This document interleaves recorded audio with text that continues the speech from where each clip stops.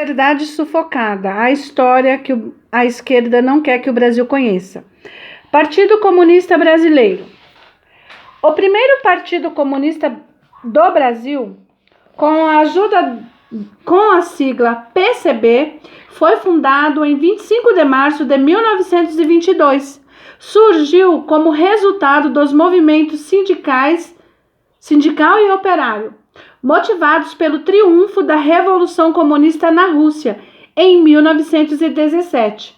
Começou ativo e, mesmo na clandestinidade, traduziu e divulgou o Manifesto do Partido Comunista da União Soviética. Até a década de 1930, realizou 3 congressos, 1922, 1925, 1928, e lançou o jornal A Classe Operária. Logo depois, ingressou no Comintern, Terceira Internacional ou Internacional Comunista, criando a sua Juventude Comunista. O partido incorporou, nesta época, cerca de 1.000 militantes e experimentou um período pleno de crescimento, infiltrando-se em quartéis, fábricas e outras instituições.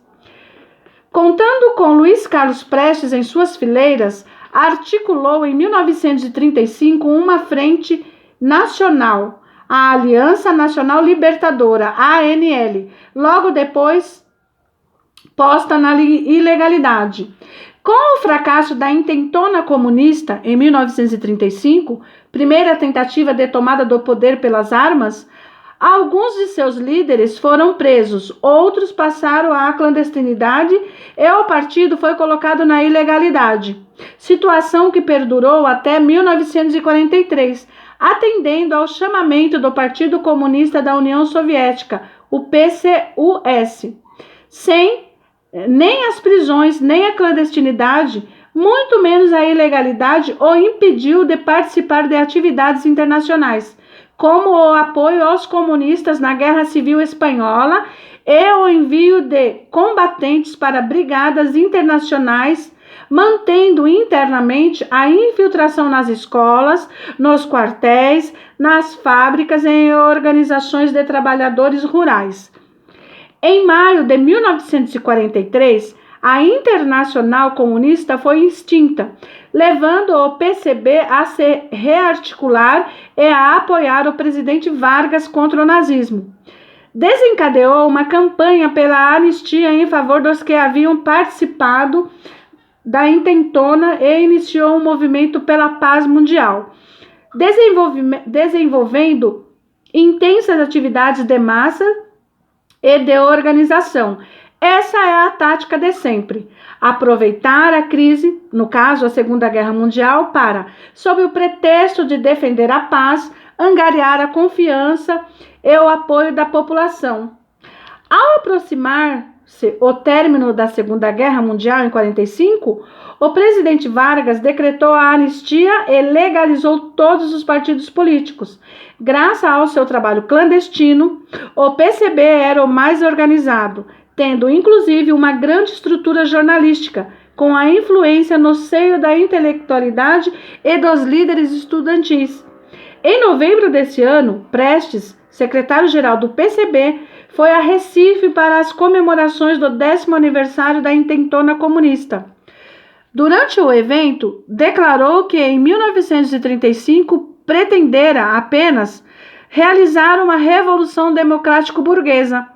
Falseava a verdade, já que a intentona fora planejada, orientada e parcialmente executada por agentes a soldo de Moscou para implantar um regime totalitário em nosso país, como o vigente na União Soviética.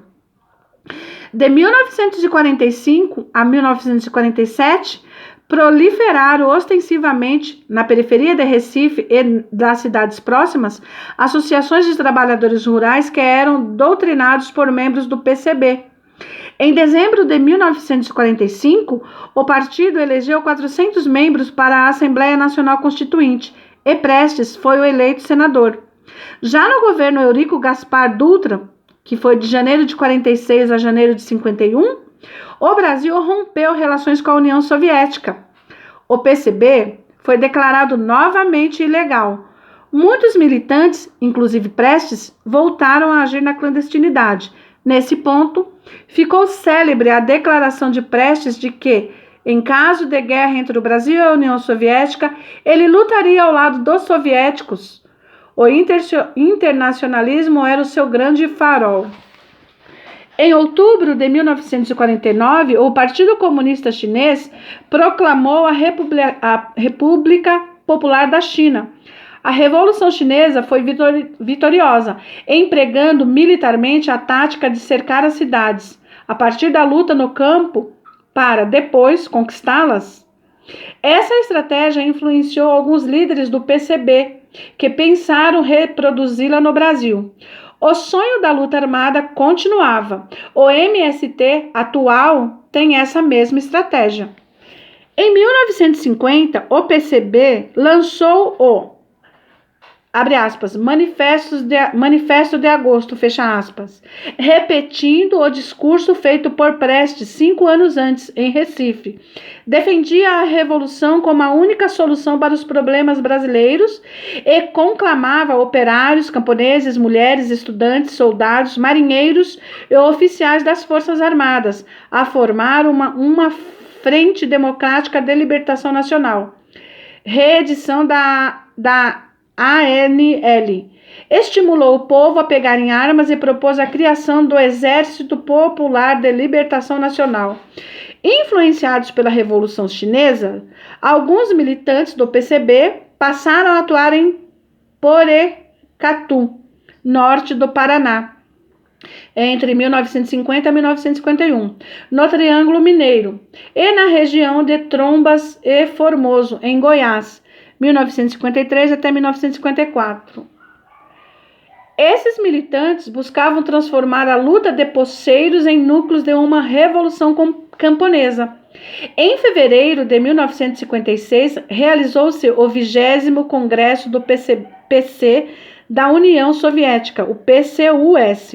O secretário-geral, Nikita Khrushchev, apresentou um relatório secreto abordando 2 temas básicos: o combate ao culto da personalidade e a política de coexistência pacífica, admitindo a concomitância do capitalismo com o comunismo. Em consonância com o PCUS, o PCB aprovou e divulgou a, abre aspas, declaração política, fecha aspas, que propunha uma nova tática para a ação comunista no Brasil, como estratégia de longo prazo para a tomada do poder. Em razão das divergências no Comitê Central do PCB, quanto à aceitação dos termos aprovados na declaração política, um grupo de integrantes da comissão executiva, minoritário e mais radical, Diógenes Arruda Câmara, João Amazonas, Sérgio Olmos e Maurício Grabois, foi afastado. Com isso, no início dos anos 60, o partido começou a se dividir e deu origem a muitas outras organizações de esquerda, que atuariam antes e depois de 1964. Em 1961, o Partido Comunista do Brasil passou a chamar-se Partido Comunista Brasileiro, mantendo a sigla PCB. Substituía o do Brasil por brasileiro, para marcar a sua vinculação como seção brasileira de um partido comunista estrangeiro, o Partido Comunista da União Soviética. Nesse cenário, delineavam-se claramente 2 grupos. A causa da cisão foi a questão da luta armada. João Amazonas, Maurício Grabois, Pedro Pomar e outros stalinistas defendiam as resoluções do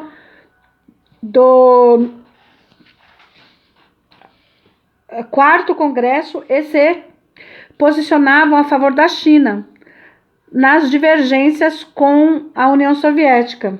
Diógenes Arruda Câmara era partidário da Revolução Agrária e dizia ser necessário desencadear a guerrilha rural, como o processo chinês, e depois a partir para a guerrilha urbana e tomar as cidades. Posteriormente, a estratégia do PCB de não participar da luta armada levou inúmeros militantes a se afastarem do partido, dentre os quais destaco Carlos Marighella, Mário Alves, Jacob Groender e Apolônio de Carvalho.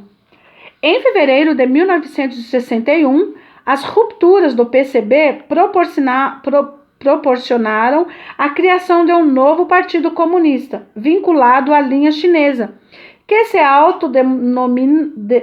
autodenomina desde então Partido Comunista do Brasil, PCdoB.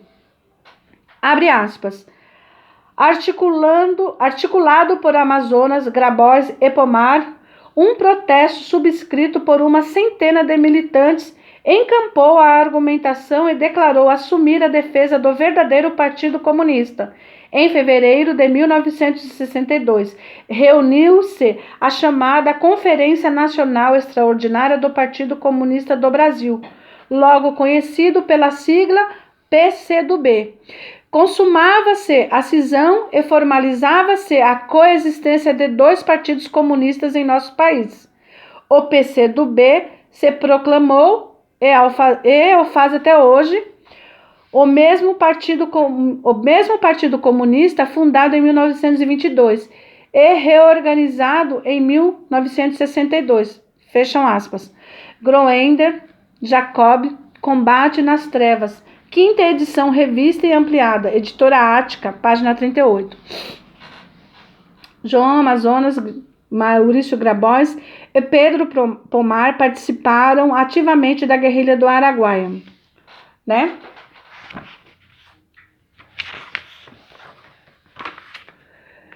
De Getúlio a Juscelino, 1930 a 1961. Getúlio Dornelles Vargas, gaúcho de São Borja, bacharel pela Faculdade de Direito de Porto Alegre, foi deputado federal e líder da bancada gaúcha entre 1923 e 1926. Em 1929, candidatou-se a presidente da República na chapa da Aliança Liberal de oposição. Derrotado pelo paulista Júlio Prestes e apoiado pela Aliança Liberal, não aceitou o resultado das urnas e chefiou o movimento revolucionário de 1930. Em 1932, eclodiu a Revolução Constitucionalista, em São Paulo.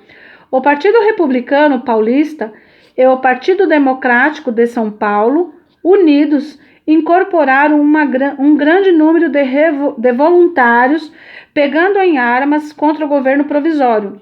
O movimento durou 3 meses e marcou o início do processo da volta à constitucionalização. Governou o país entre 30 e 34, por meio de um governo provisório. Getúlio Vargas foi eleito presidente da República em julho de 1934. Foi um período de crises, revoltas e revoluções, que tinham como motivação problemas estruturais e sociais, essencialmente brasileiros. O Partido Comunista Brasileiro, o PCB, criado em 1922, orientou as ações para liderar o processo revolucionário brasileiro, como verão ao longo deste livro. Os comunistas sempre se aproveitaram das crises para ocupar espaço, aliciar militantes, doutrinar as massas e divulgar as ideologias. Tudo sob a justificativa da redemocratização, visando a conquista do poder. Durante o período em que Getúlio Vargas governou constitucionalmente o país, surgiu em fevereiro de 1935 a Aliança Nacional Libertadora, ANL, entidade infiltrada e dominada pelo Partido Comunista Brasileiro, para congregar operários, estudantes, militares e intelectuais. Os comunistas deram prioridade à Revolução Operária e Camponesa, ao mesmo tempo que exortavam a luta de classes e conclamavam os camponeses à tomada violenta das terras. Pregavam a tomada do poder pela luta armada e a instauração de um governo operário e camponês. Em agosto de 1934, a linha política passou a ser a da insurreição armada, para derrubar o governo e tomar o poder. No dia 10 de março de 1935, a ANL promoveu a sua primeira reunião pública na cidade do Rio de Janeiro, quando mais de 1.000 pessoas ouviram o seu programa e aplaudiram a indicação de Luiz Carlos Prestes, que se encontrava na União Soviética, como presidente de honra. O fechamento da ANL em julho de 1935 e a prisão de alguns de seus membros precipitaram a eclosão da revolta comunista, intentona comunista, em novembro deste ano. Fazendo frente à Revolução Integralista, em novembro de 1937, Getúlio Vargas determinou o fechamento do Congresso e outorgou uma nova Constituição, que lhe conferiu o controle dos poderes legislativo e judiciário, e extinguiu os partidos políticos.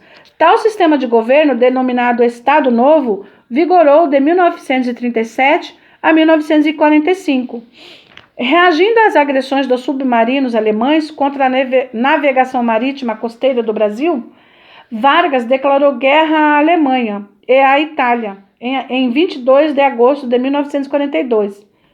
Com efetivo de 25.334 homens, a Força Expedicionária Brasileira, a FEB, participou heroicamente das operações de guerra na campanha da Itália, de junho de 1944 a maio de 1945.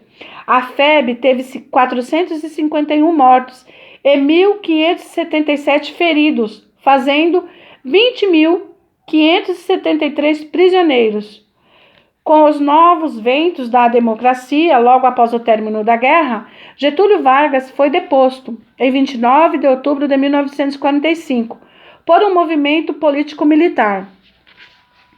Com a deposição de Vargas, José Linhares, presidente do Supremo Tribunal Federal, assumiu a presidência da República, preparando as eleições e concedendo registro ao PCB. Em dezembro de 1945, foram realizadas eleições para presidente da República e para a Assembleia Nacional Constituinte.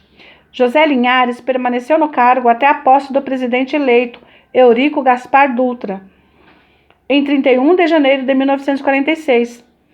Dutra, em 1947, rompeu relações diplomáticas com a União das Repúblicas Socialistas Soviéticas e caçou o Partido Comunista Brasileiro, que, novamente, voltou à clandestinidade. Eurico Gaspar Dutra governou de 31 de janeiro de 1946 a 31 de janeiro de 1951, entregando o governo para Getúlio Vargas, que voltou nos braços do povo, eleito democraticamente. Envolvido por crises, após campanhas violentas contra seu governo, suicidou-se no dia 24 de agosto de 1934. Nos 16 meses seguintes, 3 presidentes, Café Filho, Carlos Luz e Nereu de Oliveira Ramos, cumpriram mandatos relâmpagos, até que, em 31 de janeiro de 1956, assumiu Juscelino Kubitschek de Oliveira, governando até o final de seu mandato em 31 de janeiro de 1961. Seu vice era João Goulart.